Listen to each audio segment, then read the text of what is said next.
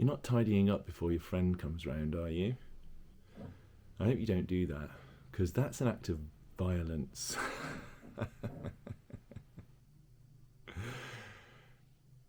Creating the impression that everyone else in the world has everything under control and manages to keep their house tidy all the time isn't helpful to your friend.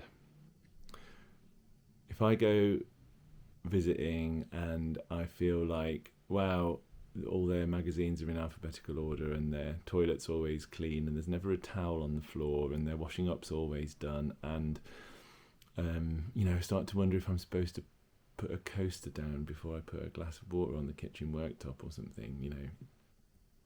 It's not very nice. Not only does it not feel good while it's happening, but creating the illusion for each other that everything's fine. Like, it's bad enough on social media. Don't do it in your house as well.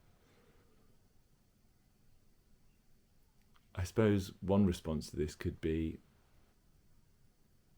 I don't have friends who I feel comfortable to show what my life's really like.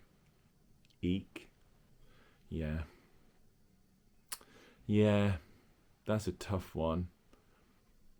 Hopefully that will change, because inviting people in and not only having them comfortable in the space and me relaxed, but occasionally they do my washing up or help me put my washing out or hang out while I mow the lawn or whatever. It's nice. It's comforting to have that kind of easy honesty. And how you live one aspect of your life is how you live every aspect of your life. Like, behaviour in one setting shows up in an analogous way in other settings, and that got me thinking about the conspiracy that I've previously engaged in, the everything is fine conspiracy.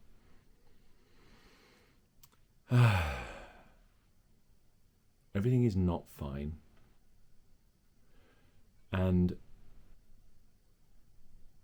we need to stop avoiding the truth of how not fine things are sometimes. I'm talking about on a societal level, on a community level, on an individual relationship level, on a personal mental well-being level. A lot of the time there are things that are not fine. There are things that hurt. There are things that are wasteful of life. There are people cranking the handle on processes, knowing that it's not fine, affecting people who also know that it's not fine, and nobody says anything because... So for me, feeling like it's hopeless. For others, feeling like it would be a burden to an already overloaded person. This, the handle cranker working for the system. The person being done to is worried about not overburdening that handle cranker. And that is so kind and compassionate, but also involves somewhat abandoning oneself and being willingly tossed around by the system and maybe injured so as not to inconvenience another person who's doing a job that's indirectly causing you harm. Have you got your priorities straight? Are you sure about that one?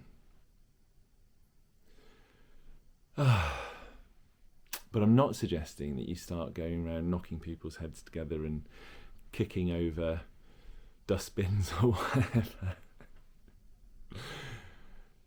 I think that protest very often doesn't work. I think it can be useful to help people have a sense of camaraderie, but does it actually cause people in power to change what they're doing? Not very much, no.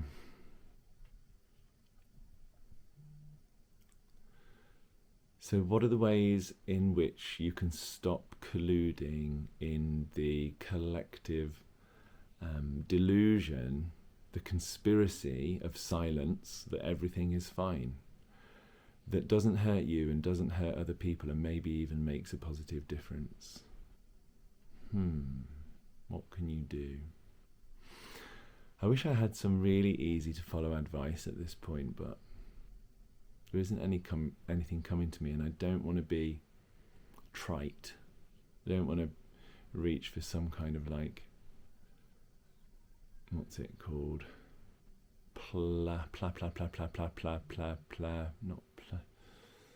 Platitude. An attitude of platitude doesn't get us anywhere. Be great if there was a word that rhymed with platitude that we could have instead. Attitude of gratitude. That's a platitude, isn't it?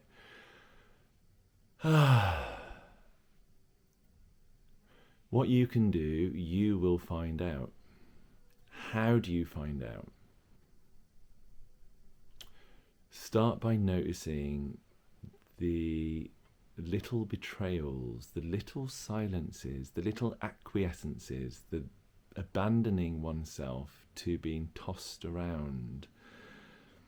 Because the alternative would be to find a new way to be, a thing to say, a thing to do, a change to make, a relationship to ask for an adjustment in, whether that be with an employer or a friend or a partner or even a bus driver. How can you approach a situation differently that uses a little bit of the freedom that you've denied yourself to act in a way that feels more truthful while still being compassionate and considerate and kind and loving? So I'm inviting you to open yourself to the possibility that there are ways of being, things to say, things to do, responses to give that represent only a tiny adjustment to your behaviour,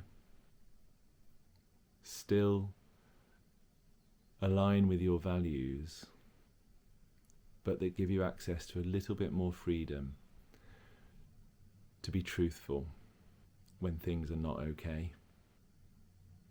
Let me know how you get on. Send me a comment. If you like this and you think more people should hear it, then share it. Press all the subscribe buttons, notification buttons that you can. And look forward to the next one. Thanks for listening. See you next time. Bye for now.